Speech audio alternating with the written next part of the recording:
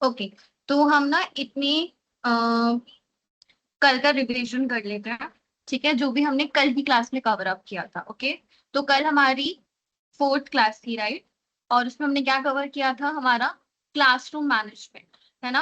कि हम अपनी क्लास को कैसे मैनेज कर सकते हैं इफेक्टिवली, ताकि जो हम पढ़ाने वाले हैं या फिर जो भी हम अपनी क्लास में कंटिन्यू करवाएंगे हमारा नेक्स्ट टॉपिक, वो हम कैसे प्रॉपरली करवा सके विदाउट एनी डिस्ट्रप्शंस, राइट?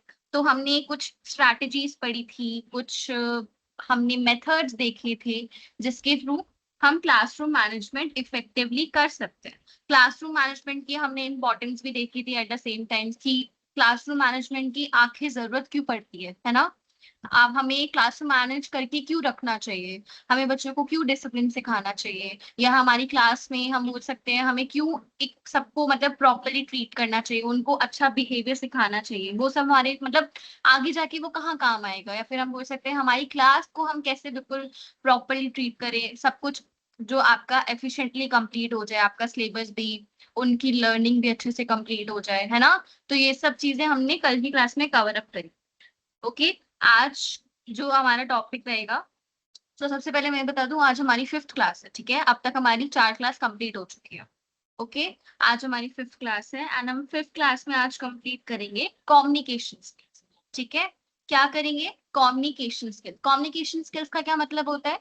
आपका बात करने का तरीका। ठीक है, आपके बात करने के तरीके मतलब आप अपनी बात को सामने वाले को कैसे समझाते हो। ठीक है, अब उसके लिए भी ना कुछ चीजें होती है जो आपको दिमाग में अपने पढ़ाने के वे में, आपके बात करने के वे में लानी होती है। ठीक है, तो आज हम उस प्रॉपर कम्युनिकेशन स्किल्स को थोड़ा डिटेल में पढ़ेंगे कि इसमें क्या क्या इंक्लूड हो जाता है ना? क्या क्या चीजें आ जाती हैं।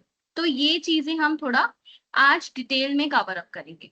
ओके, तो मैं आपके साथ स्क्रीन शो कर रही हूँ, आई मीन शेयर कर रही हूँ, एंड आप मेरे को बता देना, कंफर्म कर देना जब आपको क्लियरली विजिबल होना शुरू हो जाए। ठीक है, क्योंकि आप लोगों की साइड से बहुत नेटवर्क इशू रहता है एंड देन आप क्लास के बीच में फिर ऐसे बोलते हो मैम स्क्रीन क्लियर नहीं है, या फिर एक्सेट्रा एक्सेट्रा, जो भी वॉट एवर रीजन आप देते हो। ठीक है,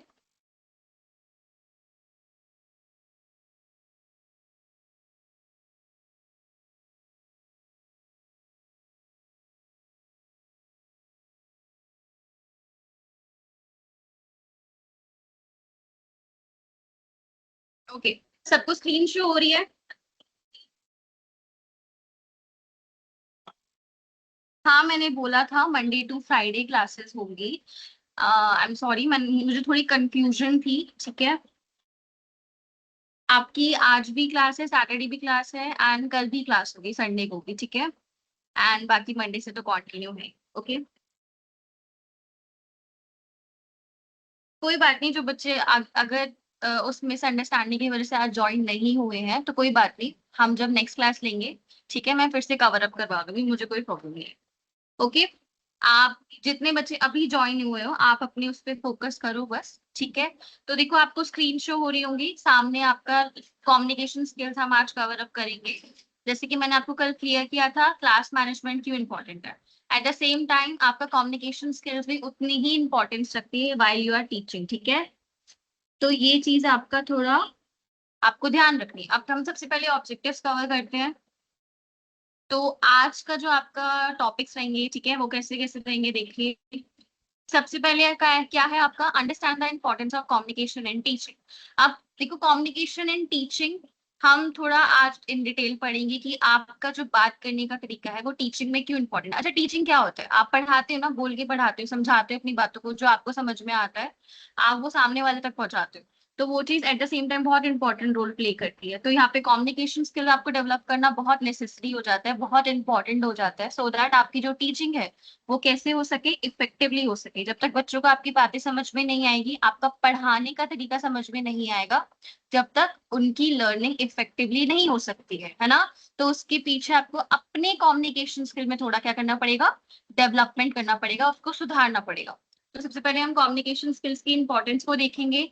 सेकेंड है आपका verbal and non verbal communication techniques. अब देखो, कम्युनिकेशन का मतलब तो बात करना हो गया, but at the same time उसमें भी ना थोड़े टाइप्स। ठीक है, आपको कम्युनिकेशन में भी दो टाइप्स या फिर हम बोल सकते हैं टेक्निक्स देखने को मिल जाती हैं। पहला आपका वर्बल एंड दूसरा आपका नॉन वर्बल। ठीक है, वर्बल है आपका मतलब जो चीज आप बोलकर समझा रहे हो, ओके, जो चीज आप बोलकर समझा रहे हो। एंड नॉन वर्बल कौन सी हो गई?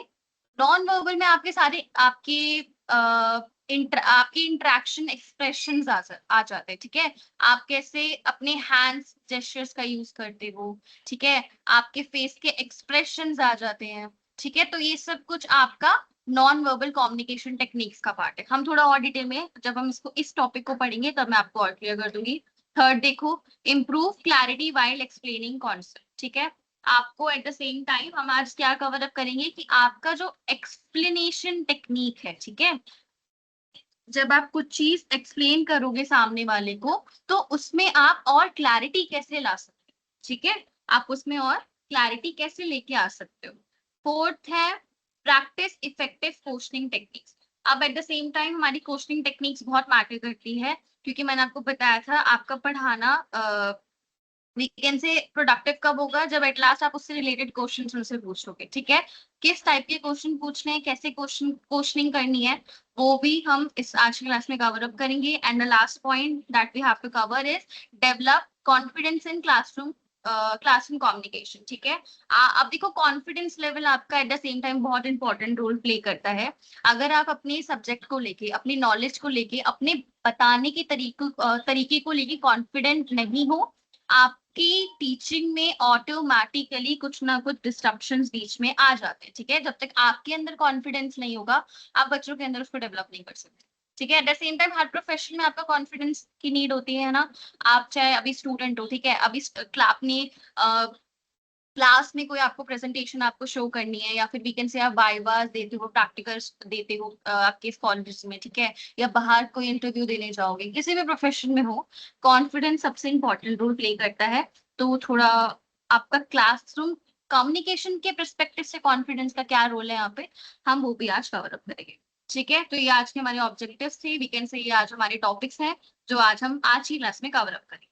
ओके, तो सबसे पहले आपका हम देखते हैं importance of communication in teaching. ठीक है, आपका कम्युनिकेशन टीचिंग में क्यों इंपॉर्टेंट है?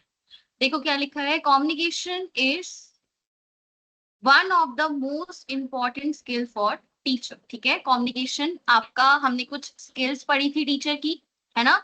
अब तक हमने क्लासरूम मैनेजमेंट कवर कर लिया, लेसन प्लानिंग कवर कर ली। ठीक है, अब हम क्या कवर कर रहे हैं? कम्युनिकेशन। ठीक है, टीचिंग के अंदर आपका कम्युनिकेशन क्या रोल प्ले करता है, मतलब क्या है, मतलब उसकी इंपॉर्टेंस क्या है। तो यहाँ पे लिखा है जो आपका कम्युनिकेशन है वो आपकी one of the most important skill है, क्योंकि टीचिंग आपकी डिपेंड ही कम्युनिकेशन पे करती है, आपके बताने के तरीकों पर करती है ना। तो यहाँ पे ये चीज मेंशन है। अब आपका जो इफेक्टिव कम्युनिकेशन है, ठीक है, वो आपका किस में हेल्प करता है? पहला, आप जो समझाने जा रहे हो, ठीक है, आप जो कॉन्सेप्ट समझाने वाले हो उनको थोड़ा आप कैसे उनको क्लियरली समझा सको, है ना, अपनी बातों को बच्चों के आगे जो आप समझाने वाले हो उन्हें, उनको क्लियरली समझा सको, उनको इजी वे में सब कुछ समझ में आ जाए। ठीक है, आपका इसलिए कम्युनिकेशन भी बहुत इंपॉर्टेंट रोल प्ले करती है। Eight the same time second point क्या कह रहा है? Build student confidence. ठीक है, ये आपका जो कम्युनिकेशन है वो स्टूडेंट्स के कॉन्फिडेंस बिल्डिंग में भी बहुत ज्यादा हेल्प आपको करता है। ठीक है, अब स्टूडेंट की कॉन्फिडेंस बिल्डिंग में आपका कम्युनिकेशन का क्या रोल है? जब आपका कम्युनिकेशन अच्छा होगा तो वो स्टूडेंट का कॉन्फिडेंस कैसे बढ़ा रहा है? उसका तो कोई ऐसे मतलब कुछ ऐसे कनेक्शन नहीं आपको समझ में आ रहा होगा ना, बट एक इनविजिबल कनेक्शन है। ठीक है, आप जब उनको अच्छे से चीजें समझाओगे, है ना, आप जब उनको कोई स्पेसिफिक चीज से रिलेटेड नॉलेज दे रहे हो, ओके, तो जब उनको वो चीज स्पेसिफिकली अच्छे से समझ में आ जाएगी तो एट द सेम टाइम अगर उनसे बाहर जाके या फिर हम बोल सकते हैं कहीं और जहाँ पे वो अपने आप को, अपनी नॉलेज को प्रेजेंट करने जाएंगे, ठीक है, तो वहां पे वो इफेक्टिवली मतलब कॉन्फिडेंटली अपने आप को प्रेजेंट कर पाएंगे, है ना। तो यहाँ पे eight the same time communication skill teaching में, मतलब आपके टीचर होने से जो आपका कम्युनिकेशन स्किल है वो डायरेक्टली आपका स्टूडेंट के कॉन्फिडेंस से रिलेटेबल है। ठीक है, इनविजिबली सही बट वो कहीं ना कहीं रिलेटेबल है आपका। ठीक है, थर्ड पॉइंट है यहाँ पे इंक्रीज क्लासरूम इंटरेक्शन, ठीक है। अब आपका जो कम्युनिकेशन, जैसे आप बात करते हो ना, जैसे आप चीजें समझाते हो, जैसे आप बच्चों से कनेक्ट करने का ट्राई करते हो, वो आप कैसे करोगे, बात करते टाइम ही तो करोगे ना। तो ये चीज आपका थोड़ा इसमें आ जाती है, ठीक है।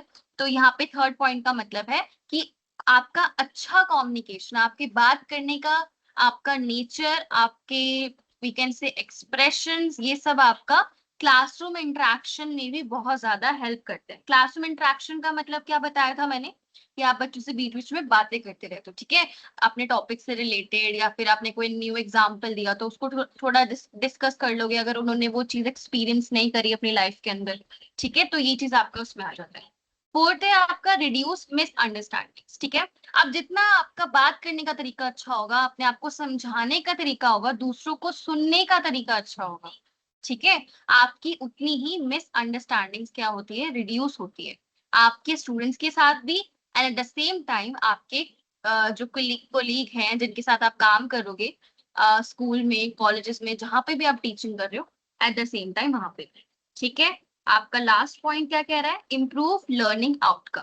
ये तो आपका सिंपल से आपको कम्युनिकेशन से समझ में आ गया होगा, जब आपका पढ़ाने का तरीका अच्छा होगा तो जो लर्निंग आउटकम्स आएंगे, मतलब जो आप सिखा रहे हो, ठीक है, जो आप सिखा रहे हो बच्चों को, उसको जब आप टेस्ट करोगे, जब आप उसको असेस करोगे, तो जो लर्निंग आउटकम्स आएंगे, आउटकम्स का मतलब मैंने क्या बताया था, मतलब आपका रिजल्ट, ठीक है, तो वो ऑटोमेटिकली क्या आएगा, पॉजिटिव आएगा, ठीक है। तो यहाँ पे आपकी कुछ इंपॉर्टेंस थी इफेक्टिव कम्युनिकेशन की टीचिंग के अंदर, एंड यहाँ पे लास्ट पॉइंट पे लिखा है कि good teaching depends on clear and effective communication. जितने सिंपल और अच्छे वे में आप अपनी बात को रखोगे, अपनी बातों को समझाओगे, या टॉप जितना भी कॉम्प्लेक्स टॉपिक क्यों ना हो, कितना भी डिफिकल्ट टॉपिक क्यों ना हो, आप उसको जब अच्छे से बिल्कुल इजी वे में बच्चों को सिंपली समझा देते हो ना, तो आपका कम्युनिकेशन स्किल वहां पे बहुत हेल्पफुल होता है, ठीक है। इसका मतलब आपका कम्युनिकेशन स्किल बहुत अच्छा है, आपका बात, आपका बताने का, आपका समझाने का तरीका बहुत अच्छा है, ठीक है। तो ये कुछ इंपॉर्टेंस ऑफ कम्युनिकेशन था टीचिंग के अंदर। ये टॉपिक आपको समझ में आया, इसमें कोई डाउट, अगर चाहते हो कि मैं दोबारा रिपीट करूं तो। आई डोंट थिंक सो, इसमें कुछ भी डाउट होना चाहिए। क्लियर हुआ सबको?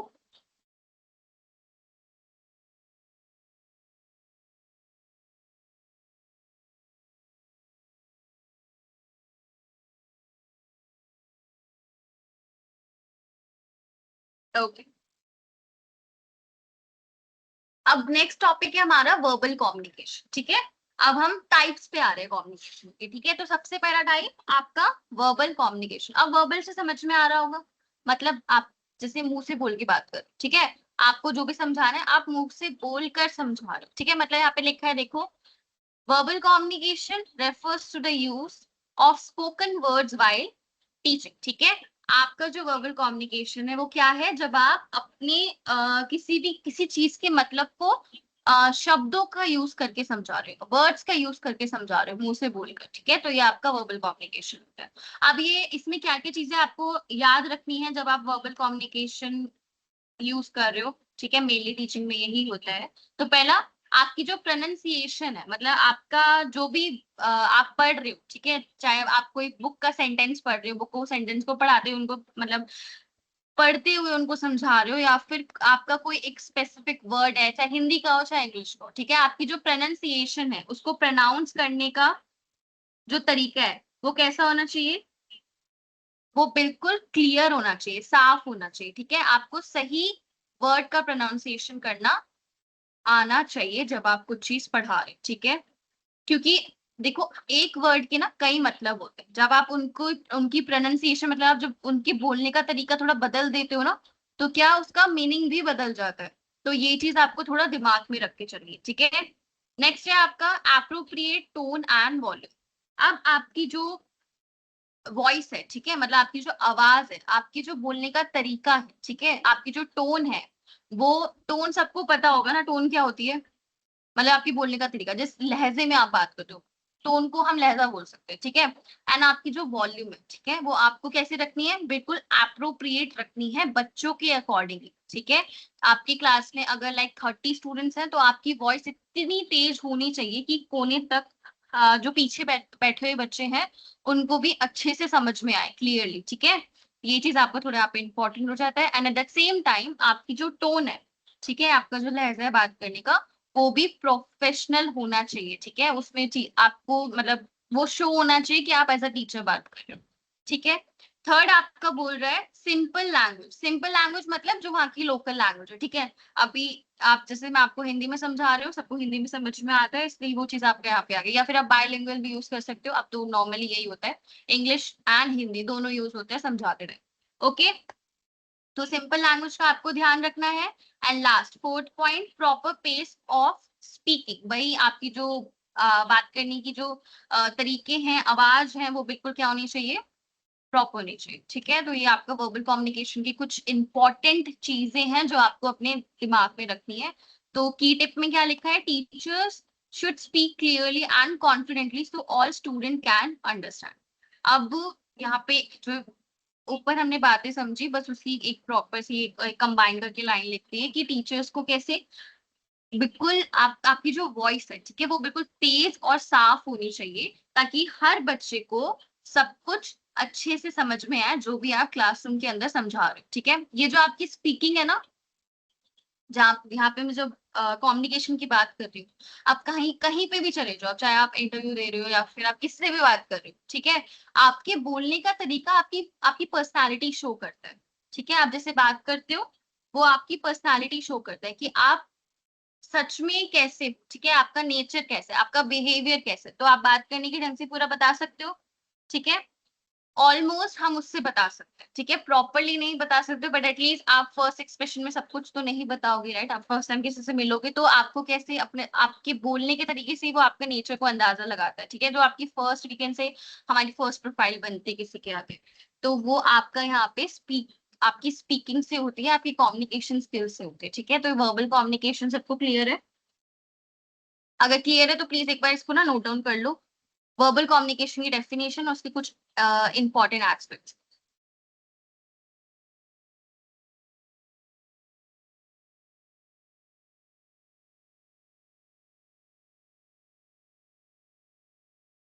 जब नोट डाउन हो जाए तो मेरे को इन्फॉर्म कर देना, देन हम नेक्स्ट टॉपिक कवर करेंगे।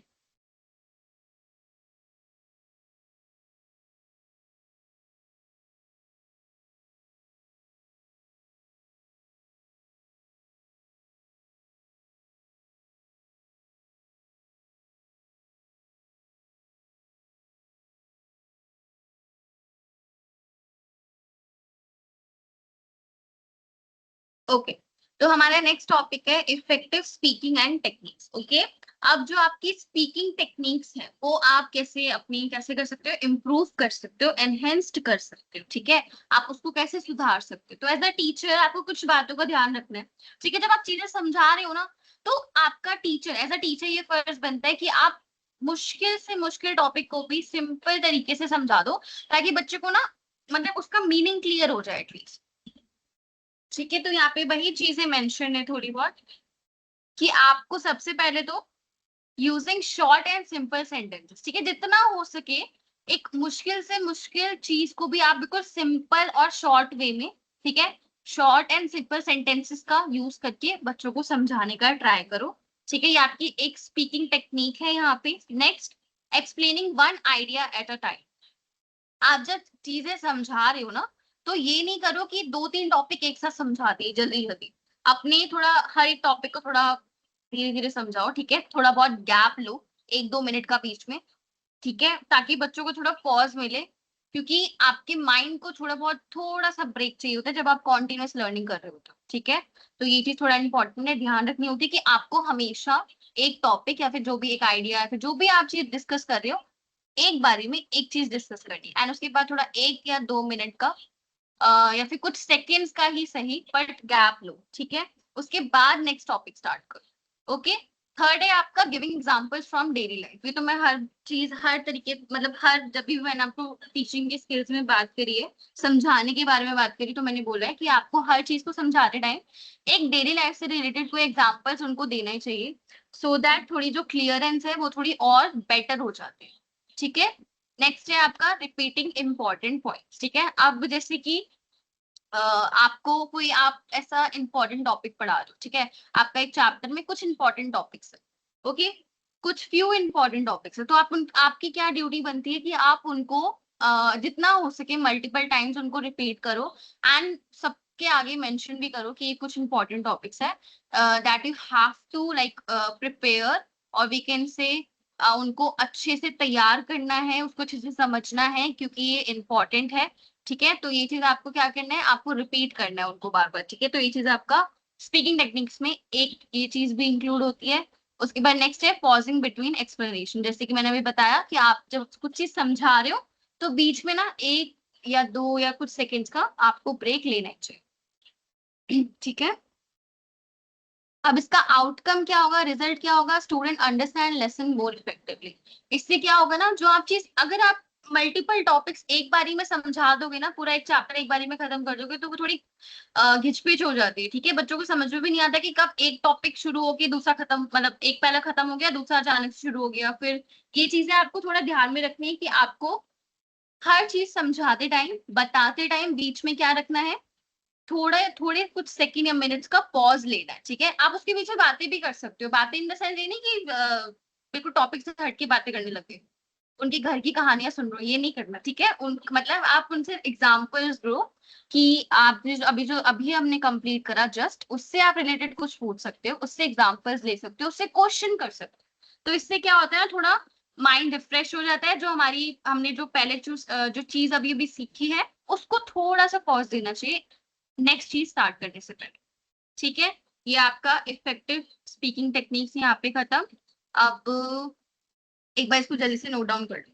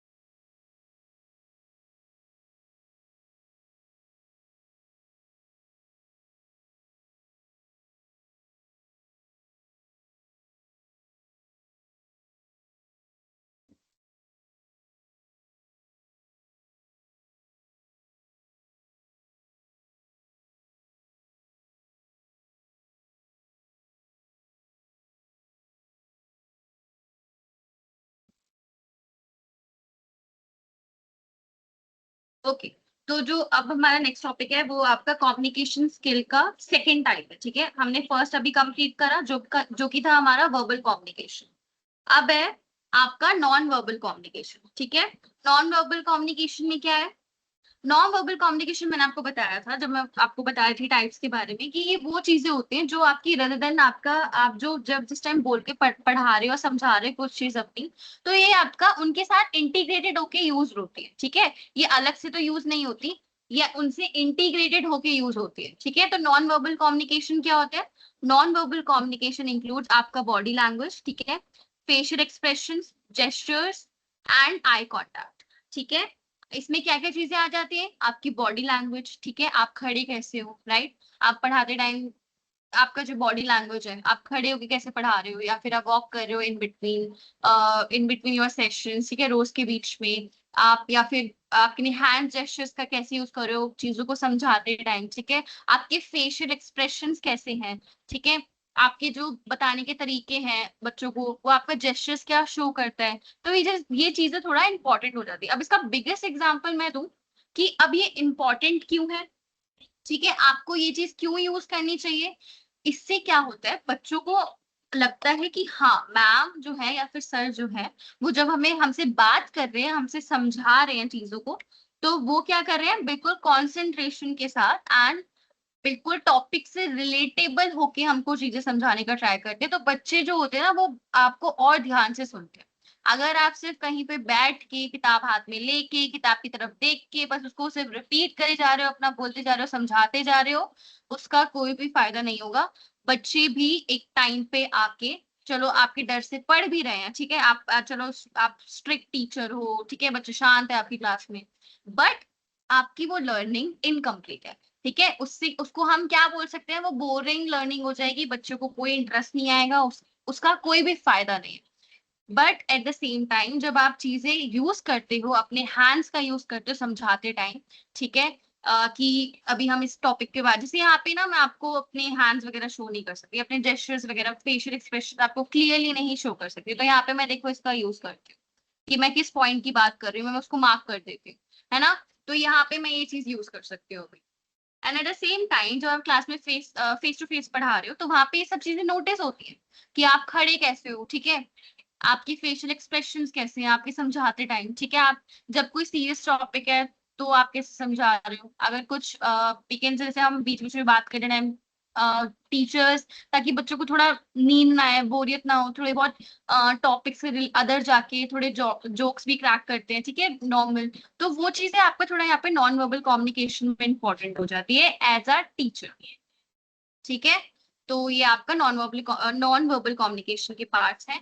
अब एग्जांपल्स में आप देखो, जैसे मैंने भी बताया, स्माइलिंग वाइल टीचिंग, ठीक है, स्माइलिंग वाइल टीचिंग, अगर बिल्कुल ऐसे गुस्से में बिल्कुल गुस्से वाली शक्ल बना के पढ़ाओगे तो बच्चों को भी थोड़ा हो सकता है, जो बेचारा डरने वाला बच्चा वो डर भी जाए, वो आपकी वो उसको बेचारा वो आपकी शक्ल देख के डर जाए, होता है जब आप छोटी क्लास में पढ़ाने जाओगे, तो बच्चे को ना, अगर टीचर थोड़े हंसमुख होते हैं, उसके मतलब उन्हें लगता है ना कि हाँ देखो फेस वाइज ही अच्छे हैं, स्माइल करते हैं, हमारे साथ बात करते हैं, तो वो आपसे जल्दी इंटरेक्ट होगी, वो आपसे जल्दी बात करेंगे, समझेंगे भी, आपसे पढ़ेंगे भी। बट अगर उन्हें लगा कि आप गुस्से वाले टीचर हो, ठीक है, तो वो बेचारे आप जैसी क्लास में एंटर होगी वो बेचारे रोने लग जाएंगे, उनका ध्यान ही नहीं रहेगा पढ़ने में, तो ये चीजें आपको थोड़ा इंपॉर्टेंट हो जाती है यहाँ पे कि जब आप पढ़ा रहे हो अपने फेस पे, नकली सही कोई बात नहीं, स्माइल रखो, ठीक है। नेक्स्ट है आपका मेंटेनिंग आई कांटेक्ट, ये तो मैं कल भी आपको बता दी थी जब हम क्लास मैनेजमेंट की बात कर रहे थे, कि जैसे बीच बीच में बच्चे बातें करने लग जाते हैं ना, पढ़ाते हैं, जब हम पढ़ा रहे हैं बीच बीच में उनकी बातें चल रही है, तो कुछ कुछ टीचर्स होते हैं ना जो साइड लुक देते हैं, साइड आई लुक देते हैं, मतलब उनका सिर्फ देखना काफी है, अगर उन्हें लगा, मतलब बच्चों को लगा कि मैम ने हमें देख लिया है या सर ने हमें भी देख लिया है, तो नेक्स्ट टाइम क्या करेंगे, ये खड़े होके या तो पनिशमेंट दे देंगे सबकी क्लास के आगे, मतलब सब क्लास के आगे कुछ ना कुछ हमें बोलेंगे जिससे हमारी इंसल्ट हो सकती है, तो वो ऑटोमेटिकली थोड़ा शांत हो जाते हैं, बातें बंद कर देते हैं अपनी, ठीक है, तो यहाँ पे आई कांटेक्ट का यहाँ पे ये रोल प्ले होता है। एंड आई कांटेक्ट से ये भी है कि जब बच्चे को लगेगा ना कि मैम देखो हमें देख के पढ़ा रहे हैं, हमसे बात कर रहे हैं, तो वो थोड़ा ना कनेक्टिव, थोड़ा कनेक्टेड फील करते हैं कि हाँ मैम हमें भी देख रही है, हमें भी समझा रही है, वरना ये होता है जब हम पढ़ रहे होते हैं, आप अगर टीचर आपको एक्टिवली आपके नाम ले रहे हैं, ठीक है, चल आपके नाम लेके पढ़ा रहे हैं, या फिर आपको एग्जाम्पल्स में कंसिडर कर रहे हैं, ठीक है, या फिर आपसे आई कांटेक्ट करके बात कर रहे हैं, आप समझा रहे हैं, तो उनको थोड़ा ना होता है, बच्चों को स्पेशल फील होता है, फिर वो समझते हैं आपकी चीजों को, ठीक है, तो ये चीजें आपका इसलिए इंपॉर्टेंट हो जाती है। नेक्स्ट है आपका using hands gestures for explanation, आपको अपने हाथों का यूज करना चाहिए जब आप समझा रहे हो, हाथों का यूज इन द सेंस जैसे ब्लैक बोर्ड पे आपने कोई पॉइंट्स लिखे, ठीक है, वो पॉइंट्स लिख के भूल मत जाओ, उनकी तरफ देखो भी, हाथों से समझाओ कौन सा पॉइंट पे अभी आप बात कर रहे हो, ठीक है, अगर आप एग्जाम्पल लिख रहे हो, आपने कोई फ्लो चार्ट बनाया, तो उस फ्लो चार्ट को आप हैंड्स के थ्रू समझा सकते हो, तो ये थोड़ा आपका हैंड जेस्चर में आ जाता है, okay. And next most important, ये तो मोस्ट इंपॉर्टेंट है, अगर ऊपर से कुछ भी नहीं कर रहे हो तो ये चीज तो आपको अपने ध्यान में रखनी है कि स्टैंडिंग कॉन्फिडेंटली, ठीक है, यू टेढ़े मेढ़े होके नहीं खड़े होना, ठीक है, थोड़ा अपना अपने पोस्चर को बिल्कुल स्ट्रेट रखना है, ठीक है, जब आप पढ़ा रहे हो, तो ये चीज आपका कुछ हमने यहाँ पे नॉन वर्बल कम्युनिकेशन के पार्ट्स पढ़े, ठीक है। नीचे देखो की पॉइंट में लिखा है body language strongly effect classroom engagement and student attention, अगर आप ही थोड़े सुस्त से without any non verbal expression, ये सब आप इंक्लूड नहीं करोगे अपने पढ़ाने में, तो स्टूडेंट का जो अटेंशन है ना, कॉन्सेंट्रेशन लेवल, फोकस है आपकी तरफ, वो हट सकता है, ठीक है, तो आपको ये चीज थोड़ा अपनी टीचिंग में जब आप पढ़ा रहे हो अपनी कम्युनिकेशन स्किल्स में थोड़ा इसको यूज करना चाहिए, ठीक है। तो मतलब बेसिकली कहने का मतलब ये है आपको अपने अंदर बिल्कुल एक्टिवनेस लेके पढ़ाना है, ठीक है, बिल्कुल एक्टिव होके पढ़ाना है, अदरवाइज आप सुस्त होके पढ़ाओगे तो बच्चों को तो ऑटोमेटिकली नींद आ ही जाएगी पढ़ाते मतलब पढ़ते टाइम, तो ये थोड़ा आपको ध्यान रखना है, ठीक है। Non verbal communication clear? Clear हो गया topic?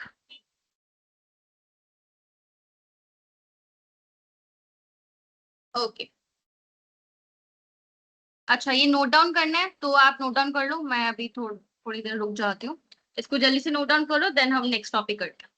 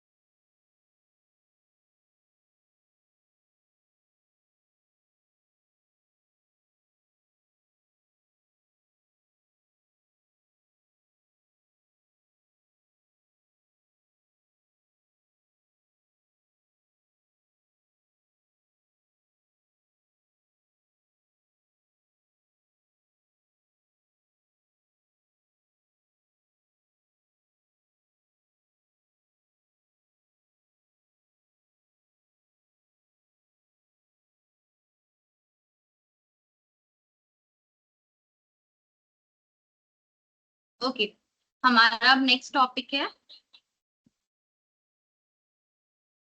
Importance of eye contact and body language. ठीक है, अब आपका जो आई कांटेक्ट है और जो बॉडी लैंग्वेज है, अब उसकी क्या इंपॉर्टेंस है, या फिर वो आपको थोड़ा, जब आप पढ़ा रहे हो, ये चीज आपको क्यों ध्यान में रखनी है? तो देखो यहाँ पे लिखा है सबसे पहले, बिल्ड ट्रस्ट विद स्टूडेंट्स। देखो मैंने अभी आपको एग्जांपल दिया था कि जब आप बच्चों को देख के पढ़ाते हो, फिर उनका नाम बीच बीच में लेते हो समझाते टाइम, ठीक है, उनको एग्जाम्पल्स में कंसिडर करते हो, तो ना वो अपने आप को थोड़ा स्पेशल समझते हैं। होता है बच्चों के साथ, ठीक है, इवन ये बड़ों के साथ भी होता है। जब मैम पढ़ा रही होती है या कुछ कोई सर पढ़ा रहे होते हैं, तो जब अगर वो एक ही बच्चे की तरफ देख के पढ़ा रहे होते हैं या फिर आगे आगे वाले बच्चों की तरफ देख के पढ़ा रहे होते हैं, तो जो पीछे वाले होते हैं ना, वो अपने आप डिस्ट्रैक्ट हो जाते हैं कि मैम और सर का तो पीछे वाले बच्चों पर ध्यान ही नहीं है, वो सिर्फ पढ़ाए जा रहे हैं, पीछे वाले बच्चों को कंसिडर ही नहीं कर रहे हैं। तो ये चीज यहाँ पे ना आई कांटेक्ट आपका इंपॉर्टेंट हो जाता है। ठीक है, तो यहाँ पे इसी पॉइंट का मतलब यही है कि वो काइंड ऑफ ट्रस्ट आपका क्या कहते हैं बनाता है बच्चों और आपके बीच में। ठीक है, नेक्स्ट है आपका मेंटेन क्लासरूम अटेंशन।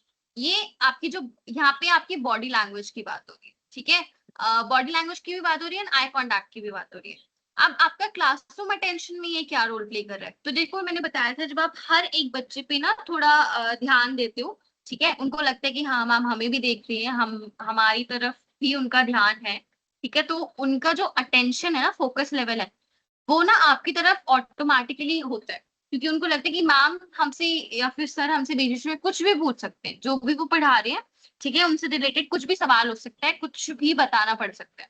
तो वो चीज आपको वो थोड़ा ध्यान पे रख के सुनते हैं। तो यहाँ पे आई कॉन्टैक्ट और बॉडी लैंग्वेज का थोड़ा इम्पोर्टेंट रोल है। ठीक है, थर्ड है आपका शो कॉन्फिडेंस एंड इंटरेस्ट।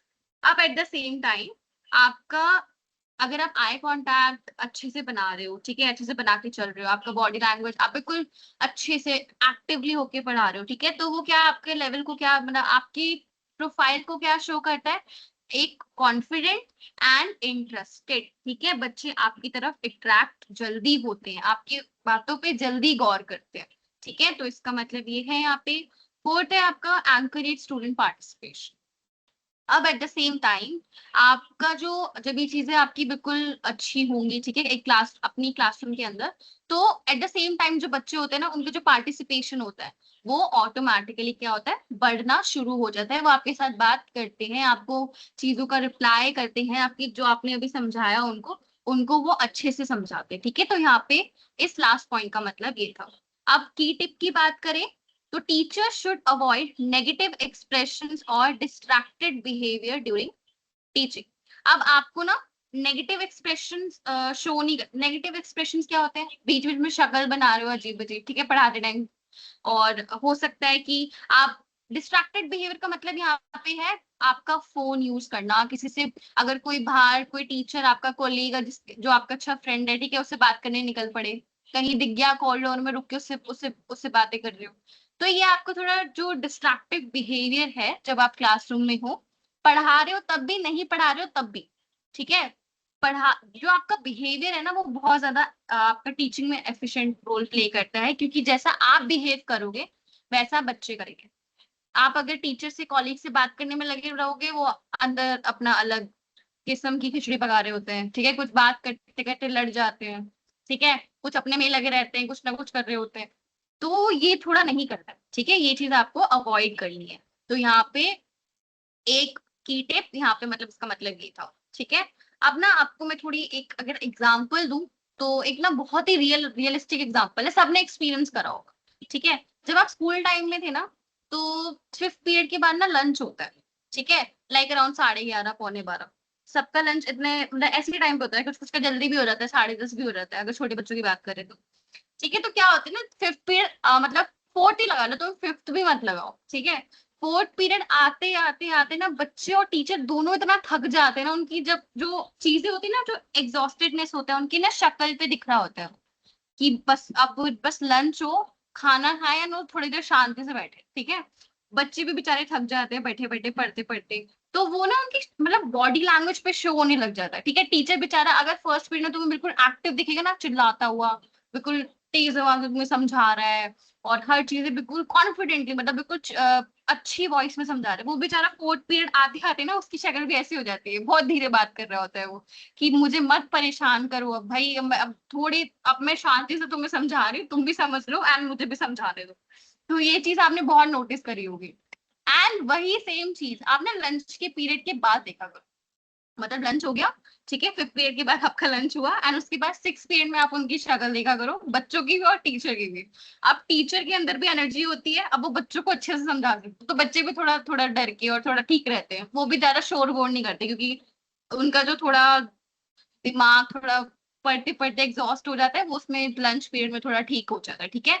तो यहाँ पे आप देख सकते हो बॉडी लैंग्वेज का जो आपका इंपॉर्टेंस है वो कितनी मतलब वो रोल प्ले करती है। अब एक टीचर बिल्कुल एक्टिव है, ठीक है, वो ना लंच से पहले वाले पीरियड में भी एक्टिव है, तो ये पॉसिबिलिटीज है वो बच्चों को भी एक्टिव रखेगा, बच्चों को भी थोड़ा पढ़ाई में ध्यान दिलवाने की कोशिश करेगा। वैसे तो ऐसा कोई टीचर तो मुझे तो नहीं लगता, आज तक मैंने तो नहीं देखा मेरे स्कूल पीरियड में कोई भी नहीं था, फिफ्थ पीरियड तक आते थे बच्चे टीचर दोनों बेचारे दुखी हो जाते थे, ठीक है। तो यहाँ पे मैंने ये आपको एग्जांपल इसलिए दिया क्योंकि अगर टीचर का जो बॉडी लैंग्वेज है बेचारा वो ही थका थका लगेगा, ठीक है, वो ही कॉन्फिडेंट नहीं होगा, तो ऑटोमेटिकली बच्चे भी वही चीज करते हैं, ठीक है। तो यहाँ पे आई कांटेक्ट और बॉडी लैंग्वेज का रोल यहाँ पे थोड़ा इसलिए इंपॉर्टेंट हो जाता है, ठीक है। तो ये आपको समझ में आ गया eye contact and body language की इंपॉर्टेंस। अगर ये समझ में आ गया तो एक बार जल्दी से नोट डाउन कर लो, फिर हम नेक्स्ट टॉपिक देखते हैं।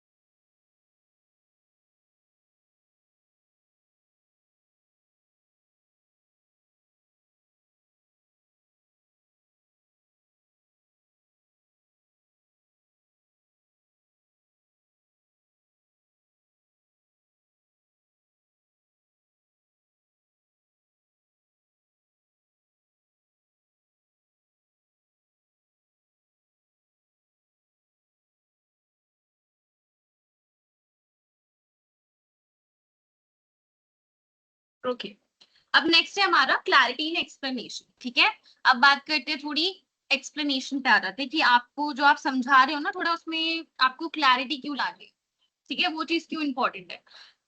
तो इसमें यहाँ पे देखो लिखा है, clarity means explaining concept in a simple and understandable way. ठीक है, आपका जो क्लैरिटी है ना, वो क्या रोल प्ले कर रहा है यहाँ पे, कि आपके जो कॉन्सेप्ट है, ठीक है, जो आप चीजें समझा रहे हो, जो भी टॉपिक समझा रहे हो, वो आपको बिल्कुल सिंपल और थोड़ी समझने लायक वे में समझा रहे हैं। ठीक है, अगर आप मान लो बच्चों का एक सर्टेन लेवल होता है, मैंने आपको ये चीज पहले भी समझाई थी कि आपकी क्लास में ना मल्टीपल टाइप ऑफ स्टूडेंट्स होते हैं, ठीक है, जिनकी सबकी समझने की जो चीजें होती हैं थोड़ी अलग अलग होती है ना।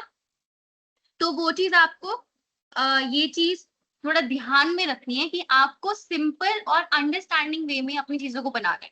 ये चीज आपको दिमाग में बना के चलनी है। मैंने आपको स्टार्टिंग में ही बोला है कि आपकी क्लास में ना अलग अलग बच्चे होंगे, तो आपको अलग अलग बच्चों को ध्यान में रख के अपनी एक्सप्लेनेशन बनानी है। ठीक है, तो यहाँ पे ना उसी चीज की बात होगी। तो यहाँ पे पहला है आपका, सबसे पहले आपको क्या इंक्लूड करना है, बिल्कुल आसान शब्दों का यूज करो अपनी बातों को समझाने के लिए, ताकि जो बेचारा जिसको थोड़ा लेट समझ में आता है, थोड़ा बहुत उसको आप बोल सकते हो, थोड़ा आपको रिपीट करना पड़ेगा, उसको वहां चीज थोड़ी उसको अच्छे से समझ में आ जाए। ठीक है, नेक्स्ट, अगर आपके पास मल्टीपल टॉपिक्स है, ठीक है, अगर थोड़ा डिटेल्ड टॉपिक है जिसको समझाने में आपको टाइम लगेगा, या फिर बोल सकते हैं कोई एक लंबा चैप्टर है, चाहे आपका साइंस का हो, चाहे इंग्लिश का हो, चाहे किसी भी सब्जेक्ट का हो, ठीक है, आपको अपने टॉपिक्स को, अगर बड़ा टॉपिक है, ठीक है, उसको क्या करोगे, उसको डिवाइड कर दोगे अलग अलग छोटे छोटे पार्ट्स, ठीक है, उसको छोटे छोटे पार्ट्स में डिवाइड कर दोगे एंड उसको उसके अकॉर्डिंगली समझाओगे। ये ट्रिक तो पता है, हम जब चीजें याद करते हैं ना, इवन मैं अब तक जब मैं अपने एग्जाम्स देने जाती हूँ या कुछ भी करती हूँ, हर एक टॉपिक को मैं सिंपली डिवाइड कर देती हूँ, ठीक है, एंड उससे क्या होता है, हमें याद रखने में इजी होता है।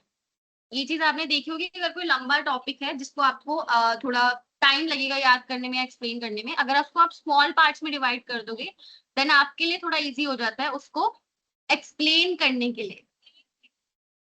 तो ये चीज आपको दिमाग में रखनी है कि उसको थोड़ा आपको छोटे छोटे पार्ट्स में डिवाइड करके उसको समझाना पड़ेगा।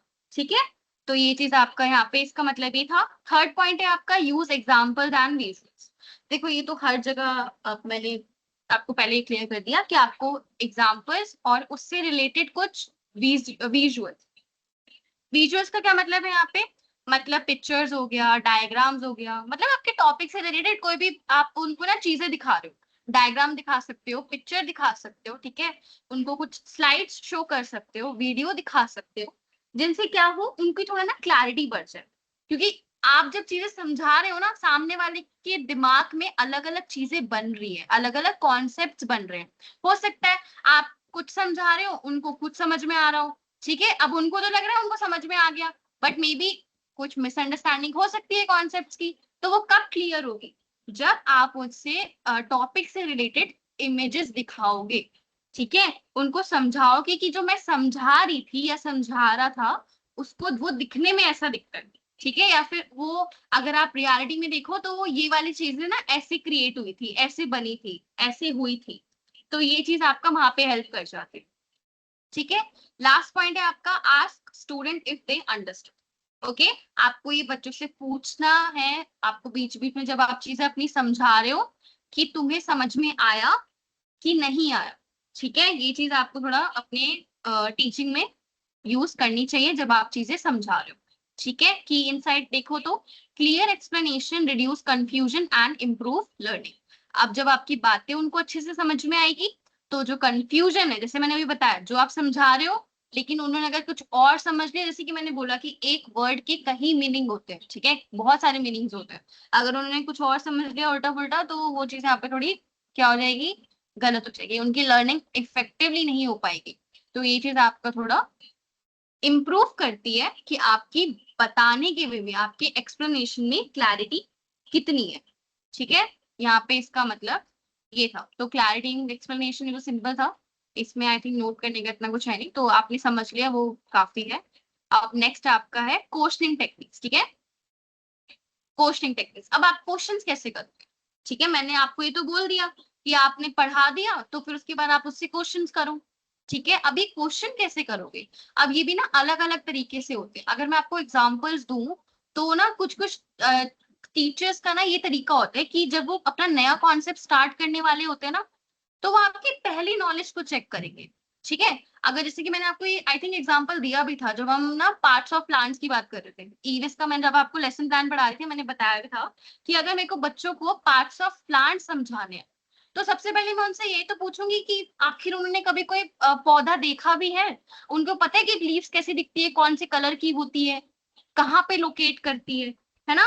आप उनसे पहले उनसे नॉलेज चेक करोगे कि उनको आखिर प्लांट के बारे में क्या क्या पता है, जब भी तो आगे जाके उनको आप पार्ट्स ऑफ प्लांट या फिर हम बोल सकते हैं फोटोसिंथेसिस पढ़ाओगे, है ना।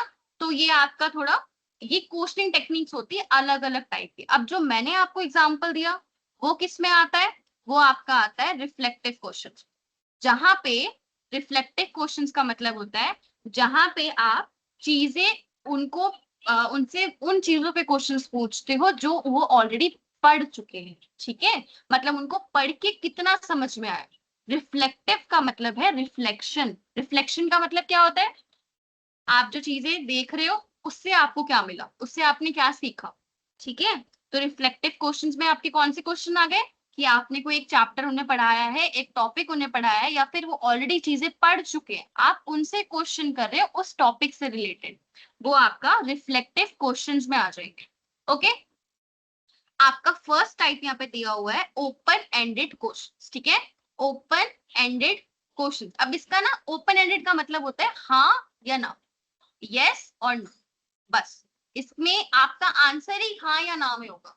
Have you complete your homework, yes और no, have you understand this topic, yes और नो।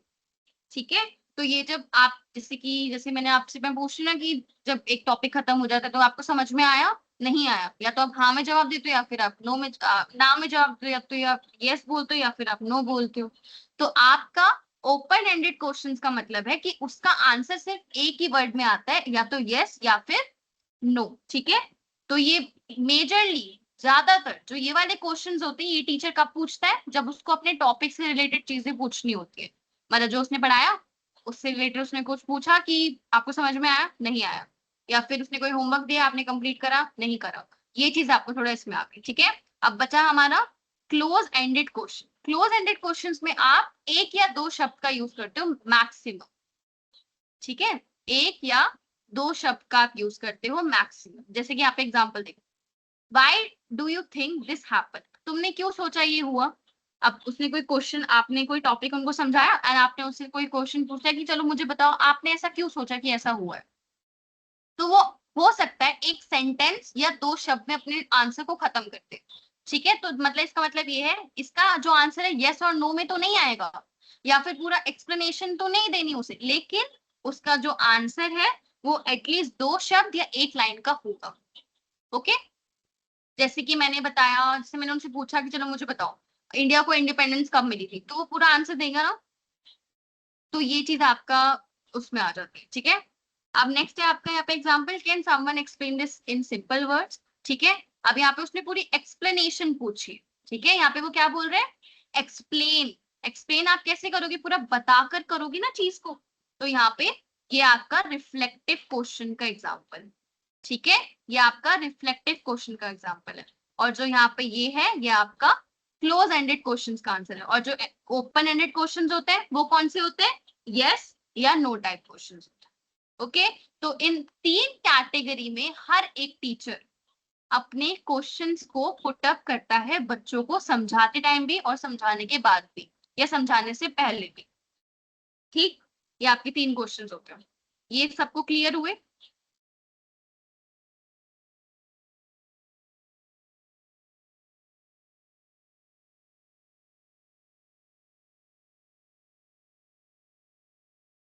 ठीक है, अब आपका जो आप क्वेश्चन कर रहे हो उसका फायदा क्या है, क्यों कर रहे हो आप क्वेश्चन।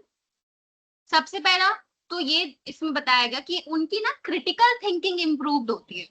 अब क्रिटिकल थिंकिंग का क्या मतलब है, क्रिटिकल थिंकिंग का मतलब होता है आपका सोचने का जो प्रोसेस होता है ना, जो आप अपने दिमाग से चीजें सोचते हो, हर चीज को एनालाइज करते हो, ठीक है, फिर उसके कंक्लूजन तक पहुंचते हो, तो जो ये आपका एंटायर प्रोसेस है किसी चीज को लेके, वो आपका क्रिटिकल थिंकिंग में आता है, मतलब आपके सोचने की शक्ति, ठीक है, वो चीज आपका इंप्रूव करता है क्वेश्चनिंग। जब आप उनसे क्वेश्चन करोगे तो ऑब्वियसली वो आपके क्वेश्चन का आंसर सोचेंगे, है ना, तो ये चीज उनकी इंप्रूव होगी। नेक्स्ट यहाँ पे बात हो रही है इंक्रीज क्लासरूम इंटरेक्शन। ये तो आपको समझ में आया हो गया कि आप इससे क्या होगा, बच्चों का आपके बीच में इंटरेक्शन क्रिएट होता है, बढ़ता है। थर्ड पॉइंट है कीप स्टूडेंट अटेंटिव। ये बच्चों को आपके टूवर्ड्स अटेंटिव रखता है। इससे ऐसा नहीं होता कि बच्चे आप पढ़ा रहे हो बीच में बातें कर रहे हैं या फिर उनको कोई ध्यान ही नहीं आपके पढ़ाने पे, ठीक है, तो ये चीज वहां पे नहीं होती जब आप क्वेश्चन करते रहते हो। नेक्स्ट है आपका असेस स्टूडेंट अंडरस्टैंडिंग। अब इससे एक और फायदा है कि आपने जो पढ़ाया बच्चों को कितना समझ में आया। अगर उस टाइम पे वो हाँ हाँ कर रहे हैं, हमें समझ में आ गया, हमें समझ में आ गया, इसके बाद आप क्वेश्चन करोगे तो आपको उससे समझ में आ सकता है कि उनको आपका पढ़ाया हुआ कितना समझ में आ गया, या फिर कौन सी चीज है जो आपको दोबारा समझानी पड़ सकती है, ठीक है। की पॉइंट पे मेंशन है question should encourage thinking, not just memorisation. तो क्वेश्चन आपका क्या एंकरेज करता है, सोचने को, ठीक है, उन बच्चों को सोचने को एंकरेज करता है, उनको उस चीज पे ध्यान करने को एंकरेज करता है, ना कि वो सिर्फ रट्टाफिकेशन करे, सिर्फ रट ले उन चीजों को जो आप अभी उस टाइम पे पढ़ा रहे हो। ओके, तो ये आपका बेनिफिट्स थे इफेक्टिव क्वेश्चनिंग के, ठीक है। अच्छा, ये टॉपिक क्लियर हुआ।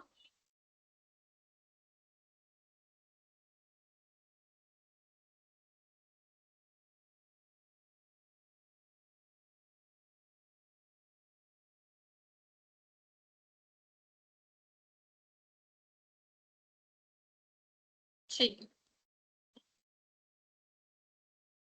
अब हमारा लास्ट टॉपिक है कॉमन कम्युनिकेशन बैरियर्स।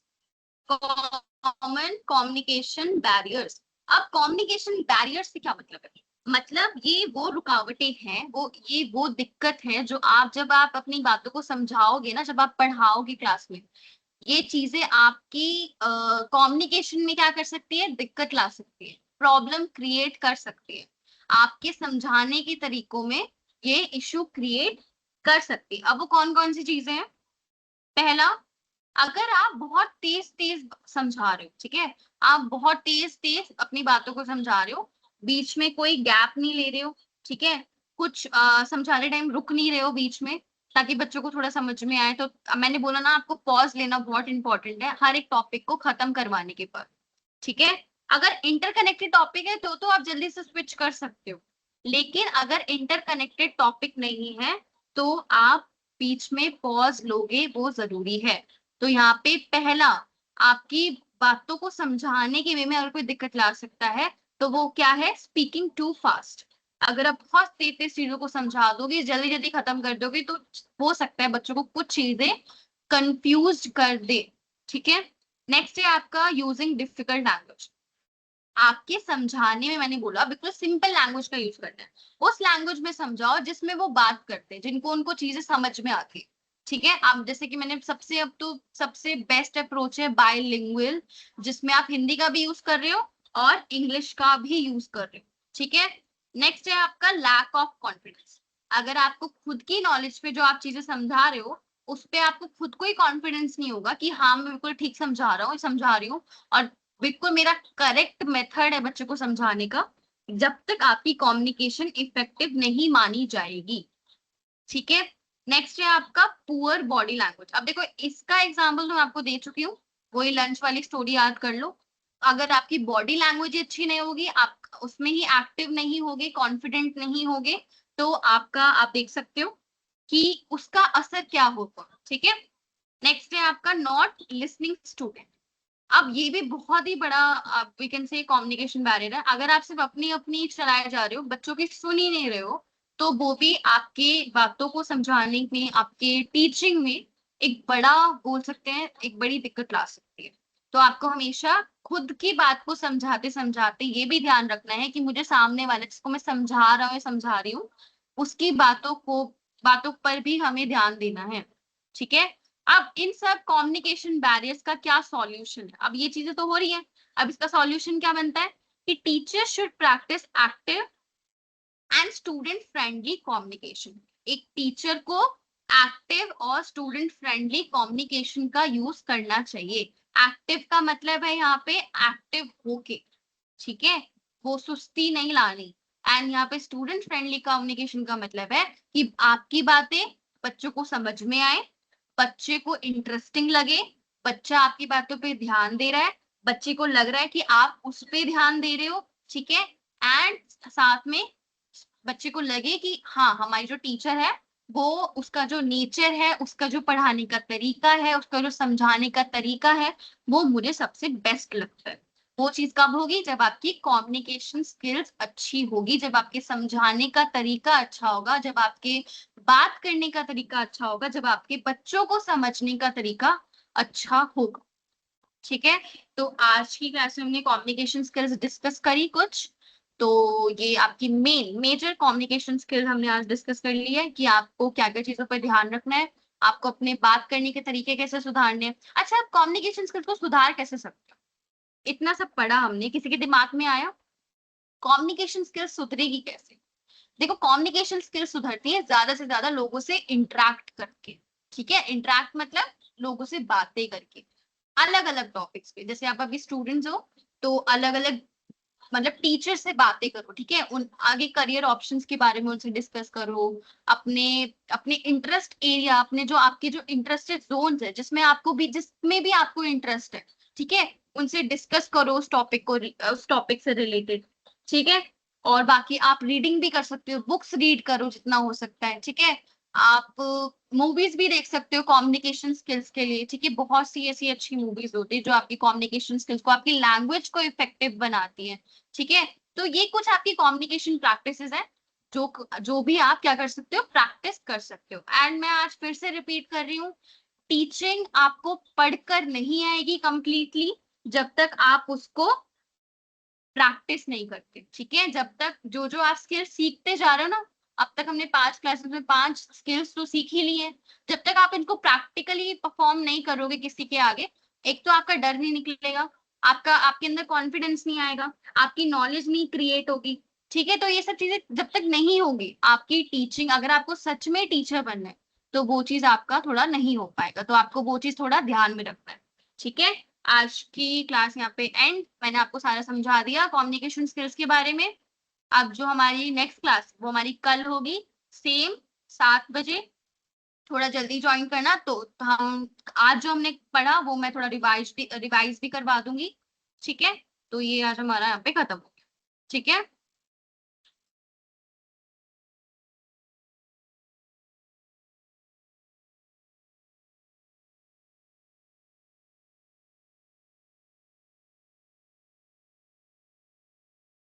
अच्छा, अब आज की क्लास पे तो सबको क्लियर है ना? कुछ इसमें डाउट हो तो आप टाइप कर सकते हो।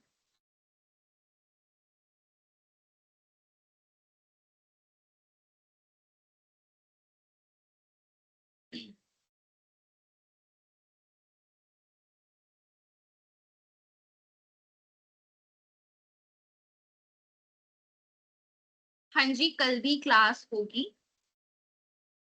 संडे को भी क्लास है, सेम टाइमिंग है 7 से 8। ओके,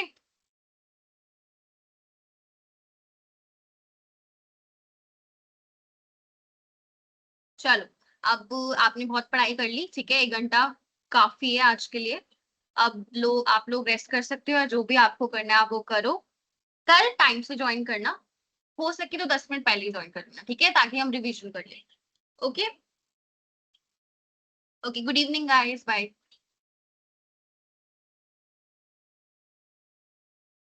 आपको बुक सजेशन मैं कल दे दूंगी, कल मैं स्क्रीनशॉट लेके रखूंगी, आप वो बुक परचेज कर सकते हो फॉर योर रिवीजन, ठीक है। वो आपको थोड़ी और बेटर नॉलेज दे सकती है, अ- अगर आप टीचिंग बैकग्राउंड में जाने वाले हो तो, ठीक है।